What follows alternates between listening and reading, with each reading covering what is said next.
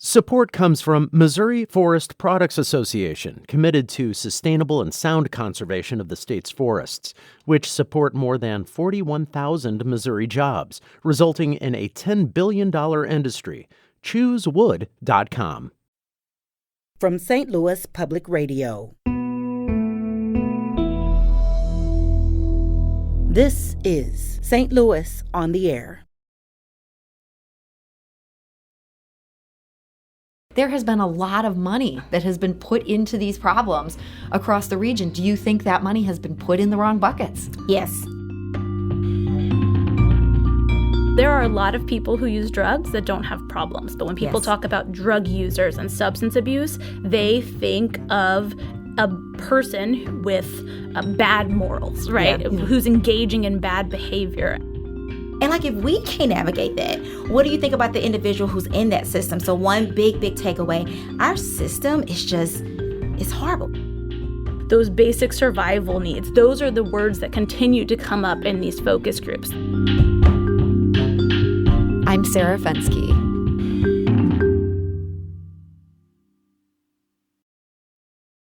Opioid deaths among Black residents of St. Louis City and St. Louis County increased more than 30% in 2020. That's 376 city and county residents killed in overdoses. And now, opioid-related overdose deaths among white St. Louisans decreased in 2021 from that first pandemic year spike. But for Black St. Louisans, the increase only continued. Researchers are alarmed, and joining us today with more on this topic are two people who are associated with a new initiative. It hopes to better understand the lives of St. Louis area Black drug users and to help them. Dr. Kanika Cunningham is a family medicine doctor at Family Care Health Centers of Carondelet. Dr. Cunningham also leads community outreach for the Center Initiative. That's a new collaboration aimed at reaching the Black community. So, Dr. Cunningham, welcome. Thank you.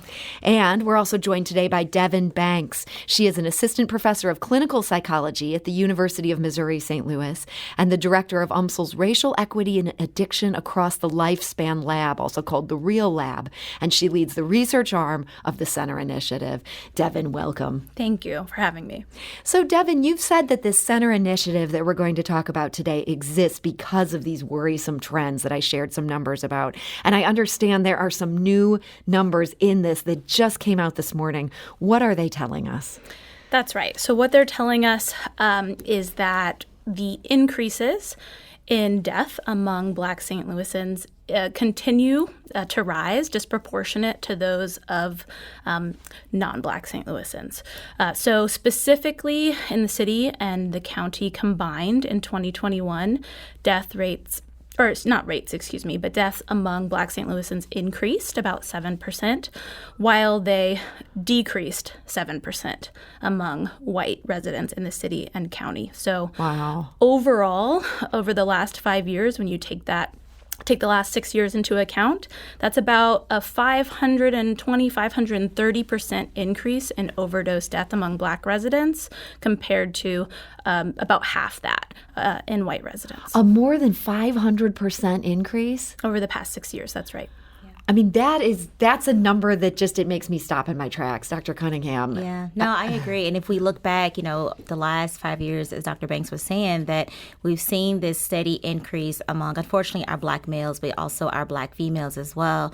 And if we think about the resources that, the state of Missouri was given so many funds, millions of dollars for preventive efforts, why are our Black St. Louisans, our Black people who use drugs, continuing to die, given that all these amount of millions of funds have been instituted? So I think for us, it's a larger issue, and I think it's beyond time for us to really focus and be intentional about our efforts, because our people are dying, our Black people are dying.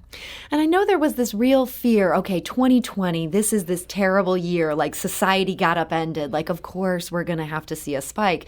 But it sounds like from what you're saying with these numbers, this is something that was rising before that and has continued to rise even as we settled into 2021. We can't say this is just a pandemic thing. Correct. Definitely can. I think it speaks to the larger issues with where we initially directed our resources. So if you look at, there were plenty of treatment deserts and resources specifically in Black neighborhoods. We have to look and see where can people access Suboxone. There's very few methadone clinics, but methadone is not the only form of treatment. So access to care, recovery and treatment resources, housing. So there's significant disparities and inequities that are present that we have to bring attention to in order to change what's taking place. And it's not only the pandemic that just made it worse. I think that increased our sense of urgency to the need because people are dying, but we can't blame it on the pandemic. We have to blame it on us, institutions, organizations. We take the blame for this. So, Dr. Cunningham, I know you've been doing some focus groups and you've been listening and hearing what's being said, and I want to dig into what you're hearing here. But first, I want to talk about what these focus groups are coming out of. This is this center initiative that you guys are both so involved in and so passionate about. Devin, what's the idea with this? So the mission of the center initiative is to reduce overdose among Black people in St. Louis and improve the overall health and well-being and investment in Black people who use drugs and Black people who are most affected by addiction and overdose. So that means not just people who use drugs, but also their families and communities, and really taking a holistic approach to addressing a community approach to addressing the overdose crisis in our region. And so what's the timing on this? What brought everybody together, and how far are you along in terms of getting this up and going? Great question. So to your point about this being a pre-pandemic issue, we started to see increases in these numbers in 2018, 2019 with the introduction of fentanyl into the drug supply in St. Louis. And that's when we really started to see inequities that were disproportionately affecting Black people. And so we have wonderful colleagues who brought together people with different resources, people like Dr. Cunningham, who's in primary care, people like me, who's a nerdy researcher, some community partners who are engaging grassroots efforts on the ground to say, how can we all use our resources and different approaches to this problem together to, like I said, holistically address the overdose crisis among Black St. Louisans specifically. And I think the other thing, too, with this initiative that a lot of us have wanted to do was destigmatize substance use. I mean, for so long, it's been punitive practices. It's been punishing people or calling people failures and labeling people by all these different terms and not realizing that this is a chronic disease that has affected our community. And so, like, my big speaking point now is changing our language, making it more acceptable and receiving for somebody who, use drugs. I think the other thing, too, just the reality that drugs are going to always be in our community. And I tell people that, like, that's a reality. Like, so how can we function? Like, thinking that this is going to be a drug-free society and all of the Just Say No campaigns, like, that stuff doesn't work. Put it like that. But I think our efforts need to be intentional at destigmatizing this and really meeting people where they are. That's some of the ideas behind harm reduction, and that's why this center initiative is created. Like, we want to invest, as Dr. Banks was saying, in the health and well-being of people, and specifically for people who use drugs. But that's a different concept that our community, we think is foreign, but it's something that we need to change so we can save lives. And you talked about language, and I'm interested in language. I want to use the right terms, and sometimes it's so hard. What's an example you would say of how we should talk about this compared to how we have been talking about it? Right. I think one thing, using person who used drugs instead of labeling them a drug addict. I absolutely do not like that term. If somebody want to call themselves that, I do a lot of education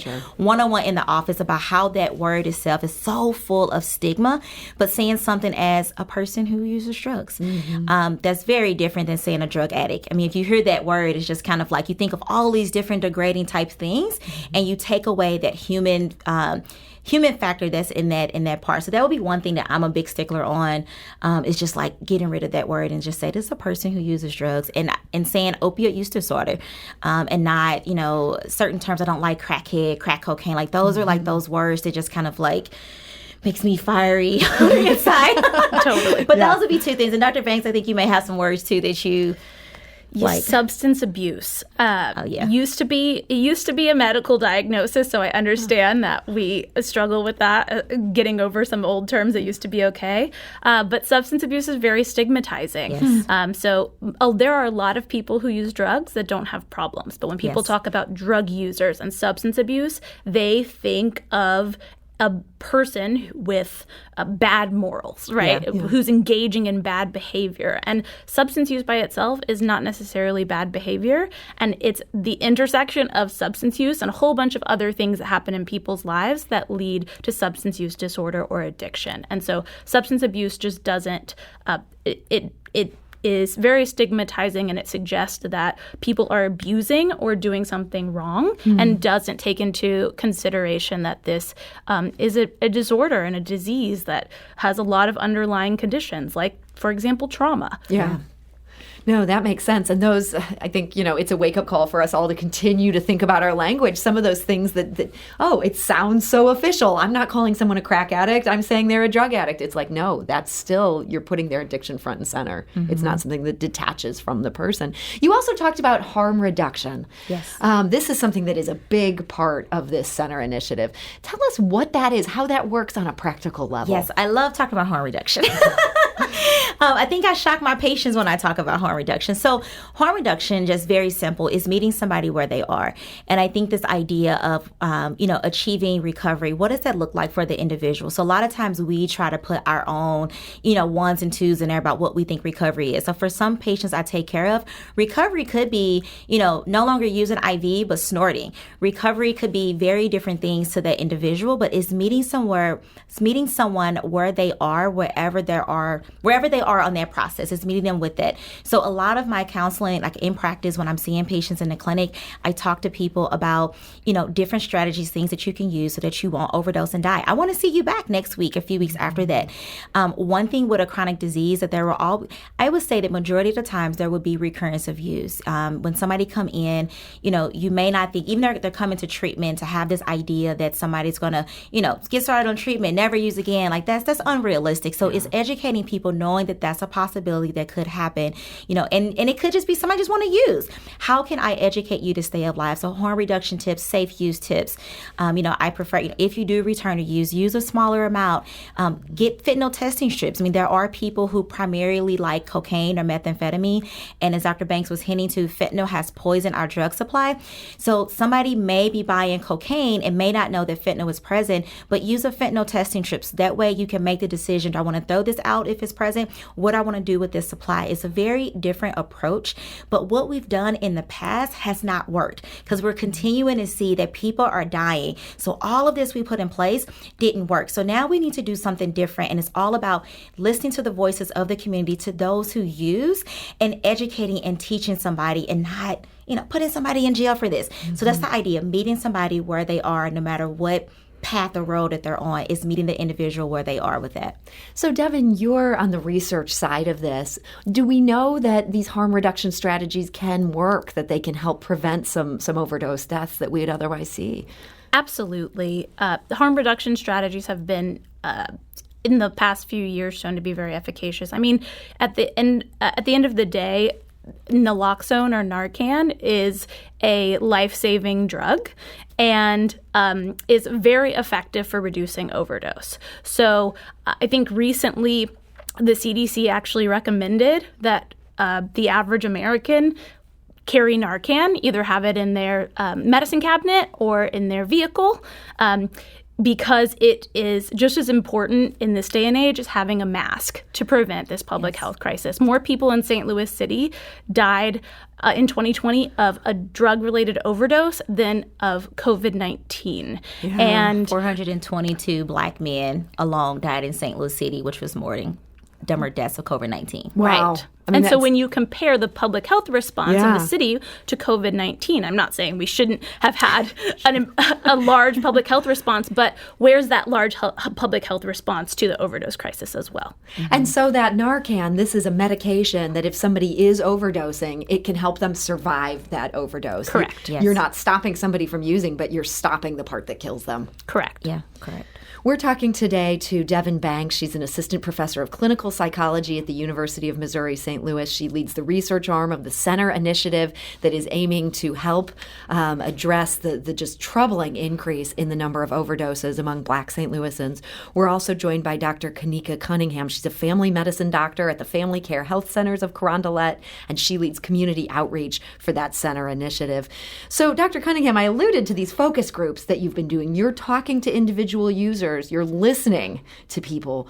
What are you hearing, broadly speaking, when they talk about what's going on in their life and what's driving what's happening? Right. I think Dr. Banks did a lot of the details of all of that data. So Dr. Banks, I think you can probably speak best to that, and then I can fill in with different holes. But Dr. Banks was the one analyzing a lot of that information. Sure. So the focus groups that we've done so far, again, like I said, when we came together for a Center Initiative, we wanted to include people who are already working on this. And we have to acknowledge that there are nonprofit and grassroots organizers and organizations in North St. Louis and in predominantly Black communities who have been on the ground trying to address this issue, doing outreach, giving out naloxone, trying to build relationships and trust so that Black people who use drugs know where to come when they are ready to get linkages to treatment. And so we started talking to those people and to community health workers to see, what are you seeing on the ground? What are the challenges that some of the people you're serving are having? And largely we see, unfortunately, that decades of disinvestment in Black communities have led to lack of resources, an environment that doesn't allow for other socially adaptive activities, a lack of available treatment resources, inability to get to treatment, lack of eligibility for the treatment that is there due to either co-occurring mental health concerns or not having a place to live. And then a big one is not having a place to lay your head. So when you are ready to enter treatment, you need some stability underneath you. And so people really struggle with this disinvestment. Because of this disinvestment in these communities, they don't have housing, they don't have a place, they don't have stability, security, those basic survival needs. Those are the words that continue to come up in these focus groups, that people are just looking for stability, for security, for survival. And what can give you that sense or that feeling when you don't have those things is drugs. Yeah.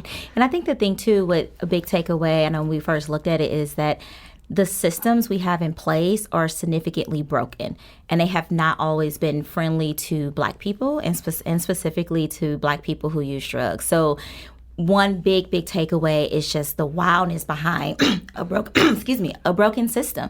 And like you said, if housing, I gave the example with just my clinic, when somebody move and interacts throughout our systems, going from a hospital system to a clinic system to, going to a sober living type environment, that sometimes people are lost and there's no follow-up, because sometimes people may imply or feel like, well, they left AMA anyways. Like, that is one thing I really hope the Hospital Association would change, like this idea of somebody leaving against medical advice. Like, why can't we create a safe discharge plan in place to make sure we have follow-up, to make sure that we can connect that person to the next level? Like, I don't even understand how to fully navigate all of the systems. I mean, we have a roadmap that we looked at, and it's so confusing. Like, where to go for treatment? Where to go for this? How can I get involved in this? What's a phone number to call? And like, if we can't navigate that, what do you think about the individual who's in that system? So one big takeaway, our system is just, it's horrible. It's broken. And we all need to come together to fix that system so people can move and navigate safely and not get lost and broken in the system. And so your sense is there are people who are wanting help, they are seeking help, and then they're just almost falling through the cracks of this fragmented system we have. They're not able to get to the point where things can get stable enough to kick themselves up to the next level. One example we always talk about, treatment centers. I mean, we're open 9 to 5, even, primary care clinics. What if somebody, at 2 a.m., where are you going to go? If you say, like, you know what, I'm ready for this, I want to start treatment, you have to wait until they're open at 9, and then you may not even be able to get in that day. You probably can't get in until 2 or 3 weeks later. So, like, that's some of the system issues that we have to deal with that is not friendly to people who use drugs, but just in general, just healthcare in general. Like, you can't, continue to go to the emergency department. They put great things in place, but that's an example of how the system is broken. Using drugs is not a 9-to-5 thing, right. And we have to realize that.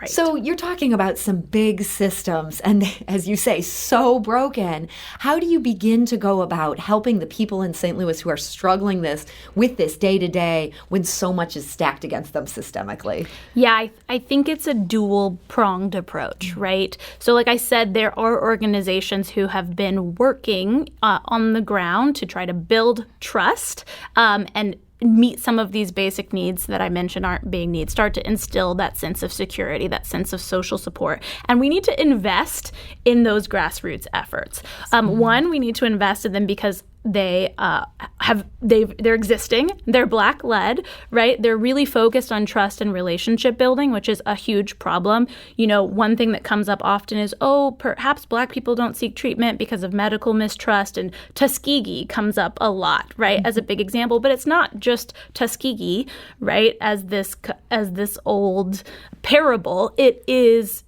current experiences that people are having in the treatment system that they're either finding traumatizing or they feel like are not for them. So national research shows that Black people are much less likely to finish substance use disorder treatment than white people, right? And that's because the treatment is not working for them, right? Mm-hmm. That's on the people who are providing treatment. So while we're working on some of those systems changes, we need to invest in some of these community approaches that are more focused on the cultural sensitivity, on building relationship and trust, on building that security. We'll be here when you need us. What is it you need? Is it food?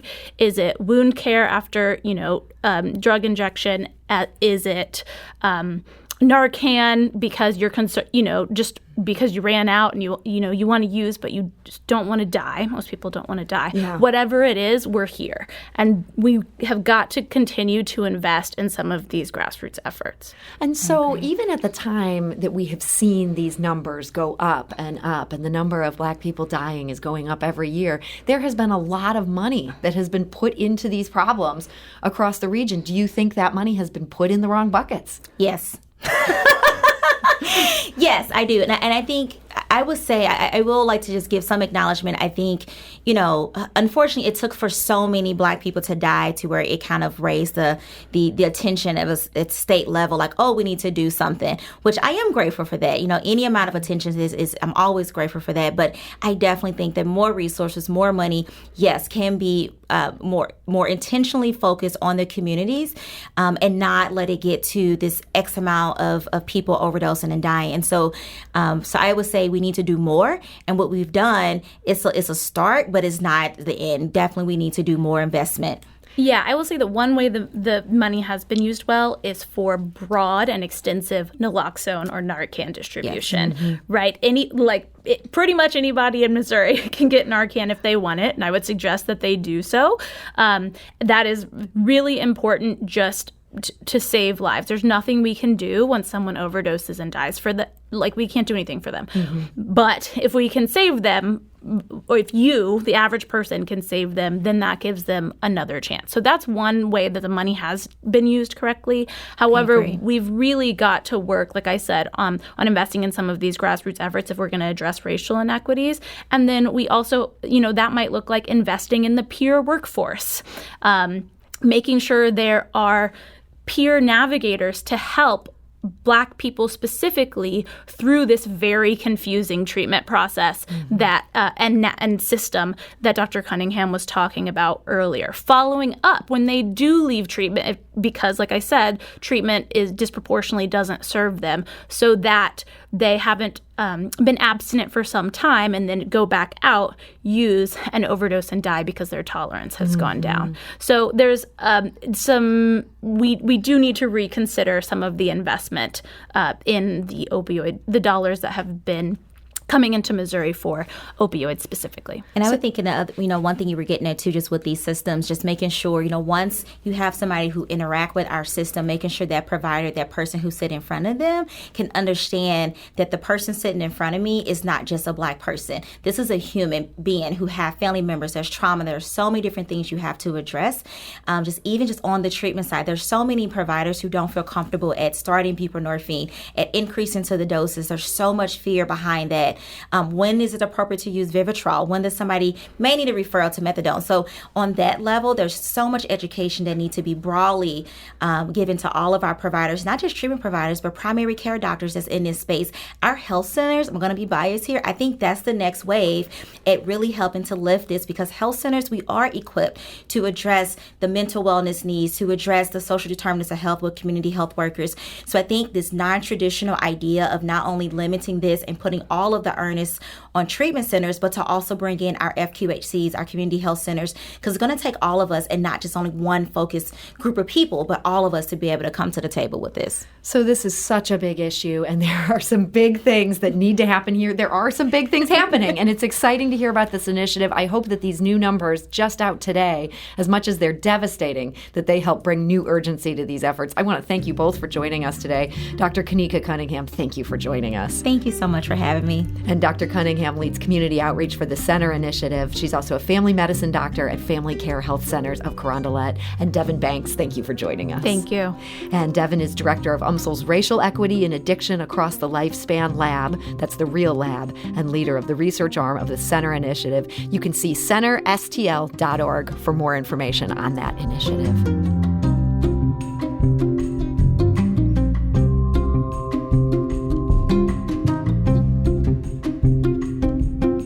This episode was produced by Danny Wissentowski with audio engineering and podcast design by Aaron Dorr. Our executive producer is Alex Hoyer.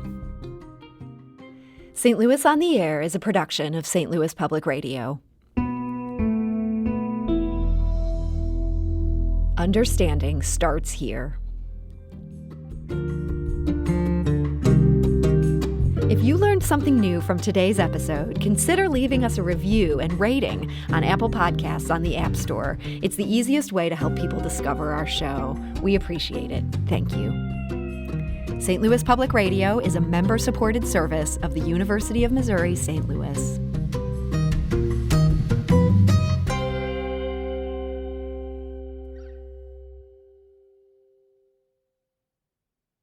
Support comes from the Missouri Forest Products Association. Missouri produces wood pallets, railroad ties, white oak barrels, hardwood floors, and more. Details on the variety of products made in the state are at choosewood.com.